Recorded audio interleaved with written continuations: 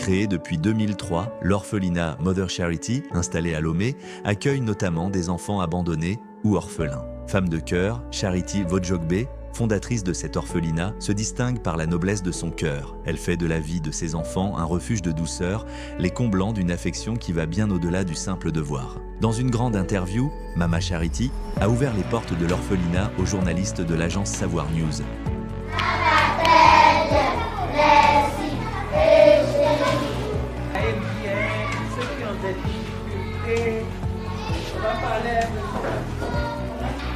Ok. Travaillez bien. Au revoir.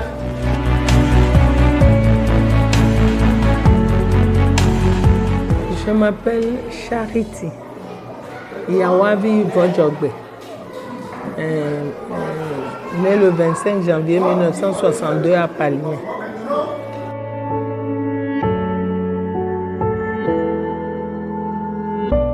Bon, l'orphelinat a commencé en 2003, en juillet 2003. Parce qu'à l'époque, on avait 7 enfants en interne. Mais on avait des enfants dans le quartier, on venait à leurs besoins. Mais en interne, ils étaient moins de 10 enfants.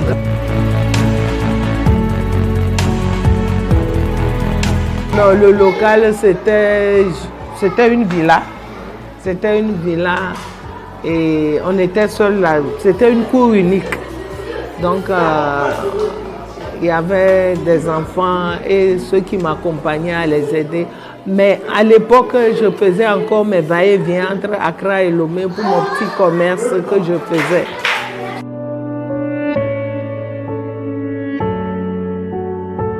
Bon, de là-bas, nous sommes venus à Madaoumé. Avec combien d'enfants? À Madaoumé, on est arrivé avec 35 enfants. On est arrivé avec 35 enfants. Et puis, dans Madaoumé, nous sommes venus à Sagbado. Avec combien? À Sagbado, on était 45, 48. Et en 2017, nous avons posé la fondation de ce bâtiment, de ce que vous voyez, qui aujourd'hui compte 187 enfants.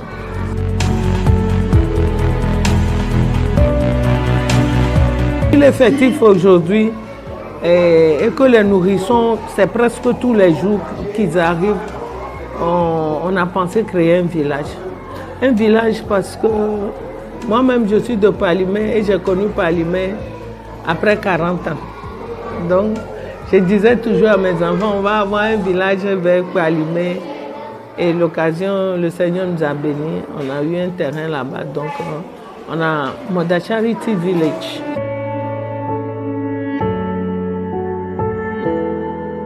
Bon, je le prends à partir de Lomé. Lomé, nous avons des enfants.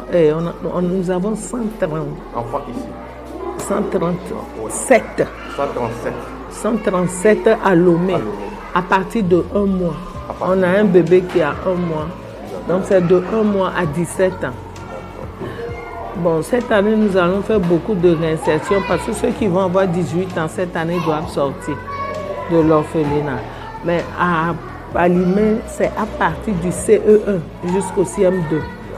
Et à partir de juin, on va amener de la 6e en 3e. Parce que là, on a assez de place pour laisser la place aux tout petits ici parce que ici, on manque d'espace.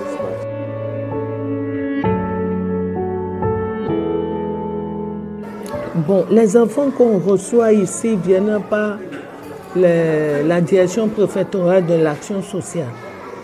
Bon, même si nous, on nous appelle pour un cas tout de suite, on doit avertir la directrice préfectorale et elle envoie ses agents sur le terrain parce que quand on prend l'enfant, il faut un rapport que nous allons amener après au juge pour enfant qui va nous signer un mandat de placement.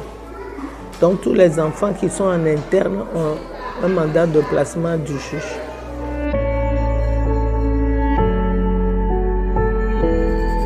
Bon, il y a 6 ans, nous avons eu des difficultés en amenant les enfants dans les écoles du quartier, surtout les tout petits, ceux du bas âge là, les maternelles, les CP. Bon, beaucoup de nos enfants aussi sont stigmatisés à l'école. Ah, orphelinat vieux, les orphelins.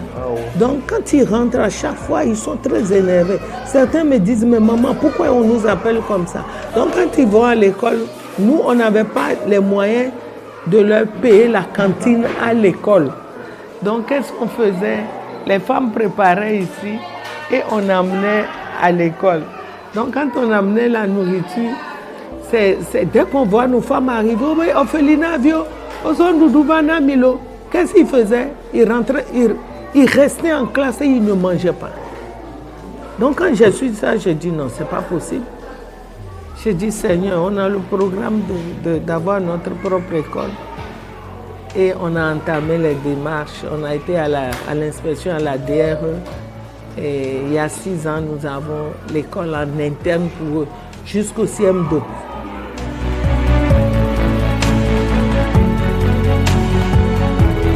Oh, toujours 100%. On a toujours 100%.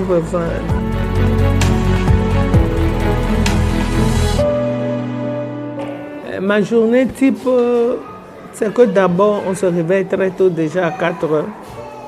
Ceux du lycée partent à 6 heures, le collège 6h30 et les primaires commencent à 7h30. Donc, tout est programmé. Donc, on se réveille tôt. On vérifie que tout le monde, l'équipe, ceux qui doivent partir, c'est-à-dire ceux du lycée, sont à l'heure pour partir, et après ceux du collège et après le primaire. Donc après, il y a l'administration et quand on ne nous appelle pas pour un cas, ce matin, je ne sais pas si vous avez vu, on vient d'amener un bébé de l'hôpital. Ouais, on l'a amené pour un prélèvement. C'est des nouveaux-nés qu'on a reçus dernièrement. Beaucoup ont été hospitalisés. C'est le docteur Patrick Bagna qui nous suit, le pédiatre, c'est un bon pédiatre. Donc, s'il n'y a pas de cas d'urgence qu'on ne nous appelle pas, bon, moi, j'aime faire les courses au marché, je vais au marché. Ou bien des gens m'appellent, ah maman, j'ai un sac de riz pour vous, mais je ne peux pas venir chez vous, votre route là. Donc, je fais ces navettes-là et je vais récupérer les dons. Ouais.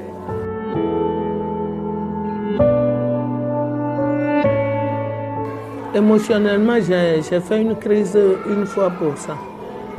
Parce que quand on était à Madanhome, il n'y avait rien. Il n'y avait rien et personne ne veut me voir, personne ne veut m'ouvrir sa porte. J'ai tapé à beaucoup de portes, mais personne. Et quand je suis rentrée, j'ai appelé les enfants, on a prié. C'était des pleurs, ceux qui ont faim. J'ai dit, Seigneur, fais quelque chose. Et on a eu une visite. La personne nous a amené du riz, de l'huile, ça dit des provisions, mais qui n'a pas voulu donner son nom. Ça, on en parle toujours. J'ai dit aux enfants, le Seigneur nous a rendu visite. Et on a vécu des moments difficiles.